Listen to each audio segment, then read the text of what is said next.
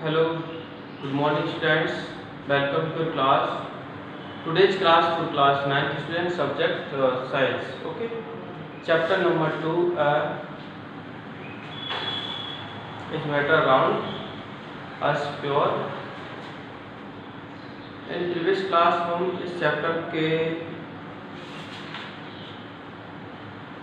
कुछ टॉपिक्स हैं जो हम क्लियर कर चुके हैं। आज हम देखते हैं सॉल्यूशन। ठीक है, सॉल्यूशन क्या होता है मैंने आपको प्रीवियस क्लास में समझाया था सॉल्यूशन के बारे में। ठीक है, सॉल्यूशन में क्या क्या होते हैं, सॉल्वेंट होता है और एक सॉल्यूट होता है। ठीक है, सॉल्यूट जो होता है कम क्वांटिटी में होता है और सॉल्वेंट जो होता है ज़्यादा क्वांटिटी में होता है। ओके, आज हम 20 टॉपिक के बारे में डिस्कस करेंगे। पहला है एग्जाम्पल ऑफ सॉल्यूशन, है ना, और सेकंड है concentration of the solution, suspension क्या होता है, ठीक है, कोलाइड क्या होता है, एंड टिंडल इफेक्ट। ओके, तो लेट अस स्टार्ट। देखो सॉल्यूशन के एग्जांपल हम पहले लेते हैं। तो देखो इस सॉल्यूशन ऑफ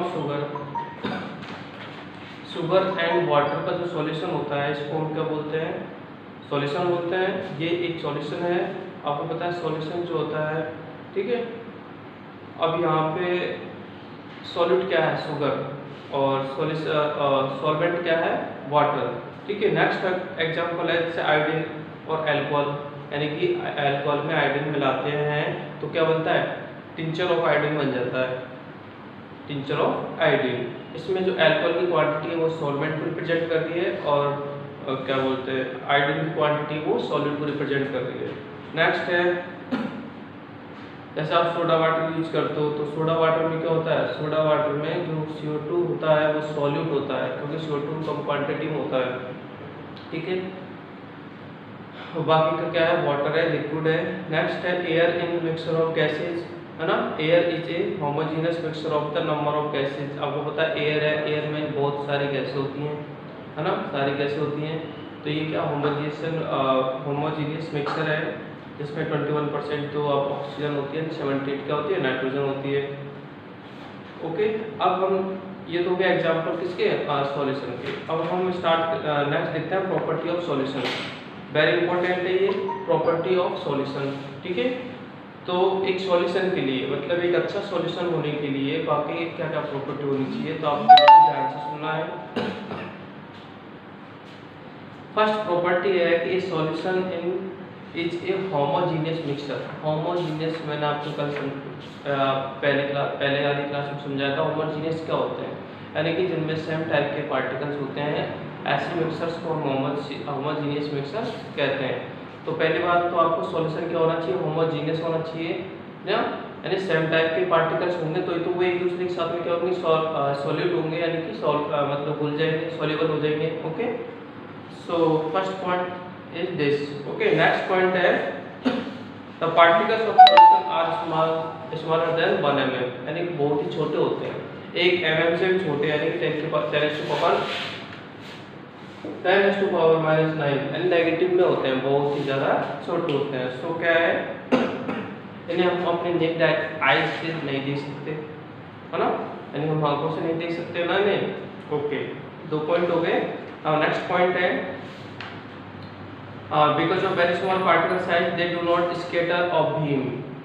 ठीक है, scatter of the beam of light passing throughout the solution, यानी कि अगर हम इस सॉल्यूशन में से अगर आप किसी लाइट को गुजारते हो तो ये लाइट को डिस्प्लेस नहीं करती, मतलब लाइट को स्कैटर नहीं करती। स्कैटर का मतलब है छितराना या बिखराना। ठीक है, समझ में आ गया। तो 3 पॉइंट ये हो गए, और जो लास्ट वाला पॉइंट है वो ये है कि सॉल्यूशन में सॉल्वेंट और सॉल्यूट कभी भी क्या नहीं होगा, फिल्टर नहीं होगा। ठीक है, आप सोचो भी उस हम सॉल्यूशन को कुछ देर के लिए रख दें, ठीक है, उसके बाद स्टेबल होने के बाद में वो दोनों अलग अलग हो जाएंगे। ठीक है, सॉल्यूट नीचे बैठ जाएगा, ऐसा कभी पॉसिबल नहीं होगा। ठीक है, the solute particle do not settle down, यानी कभी भी सेटल डाउन नहीं होंगे व्हेन लेफ्ट अनडिस्टर्ब्ड। अगर हम उसको अनडिस्टर्ब करके छोड़ दें, मतलब आराम से लगा रहने दें, तो ऐसा कुछ नहीं होने वाला, है ना। इस सॉल्यूशन इज स्टेबल, सॉल्यूशन हमेशा स्टेबल होता है। तो यानी कि आपको 4 पॉइंट बता दिए हैं मैंने, अब मैं फिर से इनको रिपीट कर रहा हूँ। First, solution is a homogeneous mixer. Next है, सॉल्यूशन जो होता है इसकी साइज बहुत छोटी होती है, 10⁻⁻⁹, इसमें हम इसको नेगेटिव से नहीं देख सकते। और थर्ड नंबर पे है कि इसकी जो साइज छोटी होती है ना, ठीक है, तो इसी के कारण क्या होता है, ये जो लाइट को यानी कि बीम ऑफ लाइट को क्या करता है, स्कैटर नहीं करता है। चौथा पॉइंट है सेटल डाउन नहीं होता, यानी कि अलग नहीं होता। तो ये सॉल्यूशन की प्रॉपर्टी होगी। नेक्स्ट हम देख रहे हैं concentration of the solution. Concentration का मतलब क्या होता है, वैसे कंसंट्रेशन का मतलब होता है एकाग्रता, है ना, आप पढ़ते हो, लेकिन यहाँ पर कंसंट्रेशन का मतलब हो रहा है जमाव, है ना। तो देखो, we observe that the group A और B different shape of solution, and so we understand solution of the relative proportion of the solid and solvent can be varied depending upon the amount of the solid present in solution। देखो, concentration का मतलब क्या होता है कि किसी भी particular solution में कितना सॉल्यूट होगा, ठीक है। यानी कि जैसे मान लीजिए हमने कोई पानी लिया, सॉल्वेंट के रूप में पानी लिया, उसमें हम जितना हम क्या सॉल्यूट डाल रहे हैं, ठीक है, तो सॉल्यूट की जो मैक्सिमम लिमिट होगी, यानी कि उस सॉल्वेंट में कितना सॉल्यूट हम डाल सकते हैं, तो उस लिमिट को क्या बोलेंगे हम, कंसंट्रेशन बोलेंगे, या फिर डेलिट बोलेंगे, DILUT। ओके, ये होगा आपका कंसंट्रेशन। नीचे देखो, is the amount of the salt and sugar of the barium chloride that can be dissolved in water at a given temperature the same, ठीक है। at any particular temperature a solution that has dissolved as much solute as it is capable of the dissolving, यानी कि किसी भी solvent में जितना हम solute हम डिसॉल्व कर सके पॉसिबल है कितना भी, ठीक है, वही क्या होता है, कंसंट्रेशन होता है। Is said to be saturated solution, जब इसको सैचुरेटेड सॉल्यूशन बोलते हैं। In other words, when no more solid can be dissolve in a solution at a given temperature, यानी कि वह लिमिट, यानी कि वह लिमिट आ जाए जब उस सॉल्यूशन में कोई भी सॉल्यूट मिक्स ना हो, तो उसी को हम बोल देंगे solution, sorry, concentration limit। okay, if the amount of the solid content in a solution is less than the saturated level, it is called the unsaturated solution। अब देखो unsaturated solution क्या होगा, अगर मान लीजिए जो सॉलिड का अमाउंट है और भी अगर हम उसमें मिक्स कर सकते हैं सॉल्यूशन में, तो अगर ऐसी कंडीशन होगी तो हम उसको अनसैचुरेटेड सॉल्यूशन बोलेंगे। ओके, और लिमिटेशन क्रॉस होने के बाद में वो सैचुरेटेड सॉल्यूशन हो जाएगा, ठीक है। What would happen if we were take to a saturated solution at a certain temperature cool slowly. अगर मान लीजिए हमने एक सैचुरेटेड सॉल्यूशन लिया है और उसको ठंडा कर रहे हैं, तो क्या घटित होता है, देखो, we can infer from of the above activity so different substances given solvent have different solubility. अलग अलग सब्सटेंस की सॉल्युबिलिटी क्या होती है आपको पता है, अलग अलग होती है, इसलिए उनका जो सैचुरेटेड पॉइंट है वो भी क्या होगा, अलग अलग होगा। The concentration of the solution is amount of solvent present in the given volume. तो देखो, अब हम सैचुरेट का जो परसेंटेज है कि किसी पर्टिकुलर सॉल्वेंट में कितना सॉल्यूट हम उसमें सॉलिड हम उसमें क्या कर सकते हैं, ऐड कर सकते हैं, तो उसके लिए कुछ फॉर्मूले हैं। वो क्या है, पहला है मास बाय मास, ठीक है, पहला है मास बाय मास। तो मास बाय मास क्या होगा, मास ऑफ सॉल्यूट, ठीक है, mass of solute upon mass of किसका, सॉल्यूशन। पहला तो होता है मास बाय मास फॉर्मूला, इसमें क्या दो ऊपरी मास नीचे मास है, सॉलिड का मास लेंगे और सॉल्यूशन का भी मास, ठीक है। और सेकंड जो होता है फॉर्मूला वो होता है मास बाय वॉल्यूम, यानी कि सॉलिड का तो क्या लेंगे, सॉलिड का तो लेंगे मास और सॉल्यूशन का क्या लेंगे, सॉल्यूशन का लेंगे वॉल्यूम, तो ये होता है मास बाय वॉल्यूम, ठीक है। ये होगा सेकंड फॉर्मूला। और एक और होता है थर्ड फॉर्मूला, वो होता है वॉल्यूम बाय वॉल्यूम, ठीक है। तो इसमें क्या करते हैं, सॉलिड का भी क्या लेंगे, वॉल्यूम लेंगे, और सॉल्यूशन का क्या लेंगे, सॉल्यूशन का भी क्या लेंगे, वॉल्यूम लेंगे, ठीक है। ये 3 फॉर्मूले हैं, इनसे हम क्या कर सकते हैं, किसी भी सैचुरेट परसेंटेज या लिमिटेशन को हम क्या कर सकते हैं, फाइंड कर सकते हैं। ओके, अब हम नेक्स्ट देखते हैं, कंसंट्रेशन हो गया, ठीक है। उसके बाद हम देखते हैं सस्पेंशन। सस्पेंशन क्या होता है, ठीक है। तो सस्पेंशन का मतलब होता है निलंबन। सस्पेंशन क्या होता है, सस्पेंशन सॉल्यूशन जैसी हम पढ़ क्या रहे हैं, देखो हम पढ़ रहे हैं स्टेट ऑफ, ठीक है। ये कोई मैटर नहीं है ना, सस्पेंशन कोई मैटर नहीं है, ये क्या स्टेट्स है ना। तो सस्पेंशन क्या होता है, निलंबन होता है। अब देखो जैसे हमने सॉल्यूशन पढ़ा, ठीक है, उसके एग्जांपल्स पढ़े, उसके बाद उसकी प्रॉपर्टी सेम हम इसको देखेंगे, ठीक है। तो देखो नॉन होमोजेनियस सिस्टम, सॉल्यूशन एक होमोजेनियस सिस्टम होता था, ये नॉन होमोजेनियस सिस्टम है क्योंकि इसमें अलग अलग टाइप के मैटर के पार्टिकल्स एक दूसरे के साथ में मिक्स होते हैं, किसमें, सस्पेंशन में। Obtained by groups in activity, देखो इन विच सॉलिड और dispersed in liquid are called suspension, यानी कि सॉलिड जो होता है लिक्विड में डिप्रेस होता है तो उसे बोल देंगे हम सस्पेंशन। जैसे मान लीजिए पानी भरा हुआ एक बर्तन है, उसमें अगर हम मान लीजिए पत्ते वगैरह डाल रहे हैं, ठीक है, मिट्टी वगैरह डाल रहे हैं, तो वो जो सॉल्यूशन होगा वो कौन सा होगा, सस्पेंशन सॉल्यूशन होगा, ठीक है। इस suspension is a heterogeneous mixture, है ना। और जैसे वो सॉल्यूशन तो होमोजेनियस होता है और ये क्या होता है, हेटेरोजेनियस होता है, क्योंकि उसमें दो अलग अलग टाइप्स के क्या लेते हैं हम, पार्टिकल्स लेते हैं, ठीक है। जैसे पानी एक लिक्विड हो गया, जबकि मैं बोल रहा हूँ लीव्स पत्तियाँ डालो या फिर उसमें मिट्टी के कंकड़ डालो तो वो क्या हो गए, सॉलिड हो गए, ठीक है। तो यानी सॉलिड हमने सॉलिड ले लिया और सॉल्वेंट लिक्विड ले लिया, तो इसे हम बोलेंगे निलंबन या suspension. Mixture is when which the solid particles do not dissolve, but अब देखो उसमें कोई डिसॉल्व तो होगा नहीं, है ना। अब पत्ते थोड़ी बोलेंगे पानी में, but remain suspended throughout the bulk of the medium, particles of suspension are visible to naked eyes, ठीक है। और जो सॉल्यूशन था उसके पार्टिकल्स को हम अपने नेक्ड आइज से नहीं देख सकते थे, बट जबकि इसमें देख सकते हैं, ठीक है।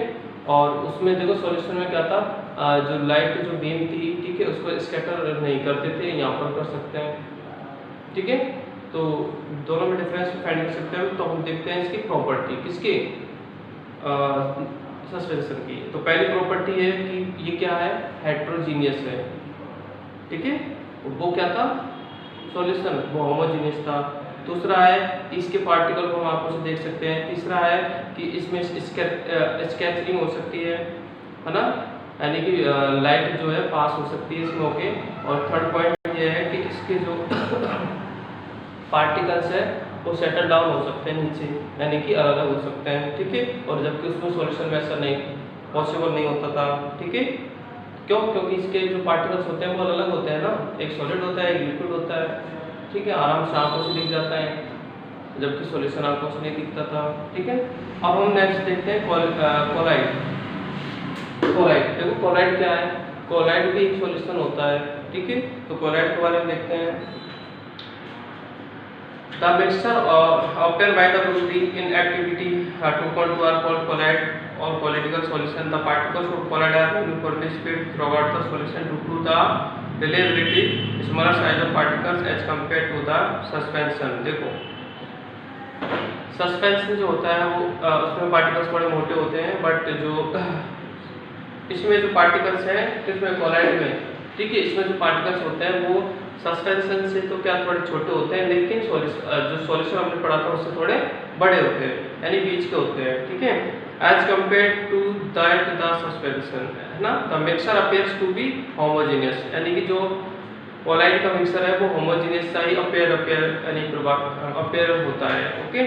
बट एक्चुअली क्या होता है, होता नहीं है ना, हेटेरोजीनियस ही होता है। Because of the small size of the colloidal particles are can not see them with naked eyes, ठीक है। ये भी किस टाइप का होता है, ये भी सस्पेंशन टाइप का नहीं होता है। ये किसका टाइप होता है, ये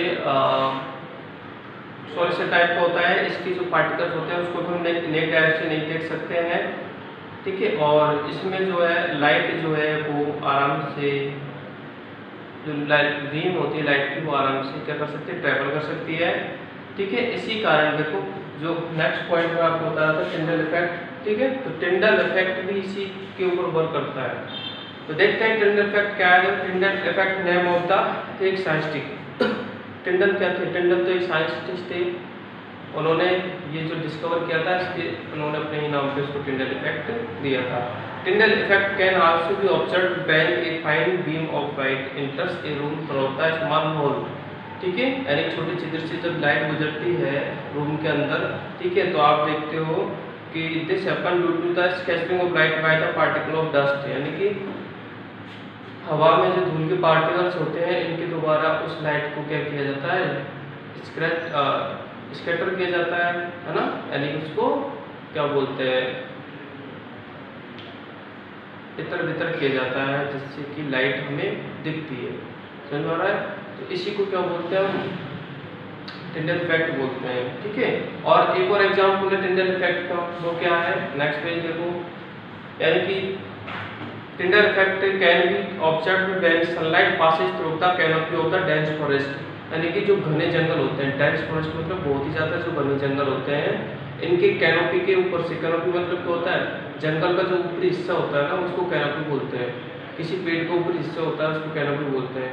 तो यानी कि जब घने जंगल में सनलाइट जो है कैनोपी से अंदर आती है, ठीक है, तो क्या होता है, स्कैटरिंग होती है। तो उस कंडीशन में canopy of the forest mist contains tiny droplets of water, और क्या होता है, जंगल के जो पेड़ होते हैं उनमें पानी की कुछ बूंदें होती है, which act the particle of the forest displayed in air, तो हमें ऐसा प्रतीत होता है, ठीक है। तो ये भी एक तरह से क्या है, टिंडल इफेक्ट का एग्जाम्पल है।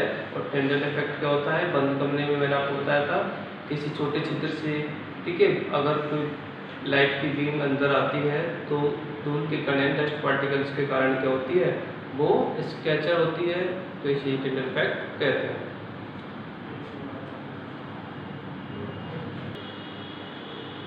ठीक है, तो आज की क्लास में हम इतना ही है, बाकी हम देखते हैं नेक्स्ट क्लास में। तो आप अच्छे से चैप्टर को रीड करना है, ओके।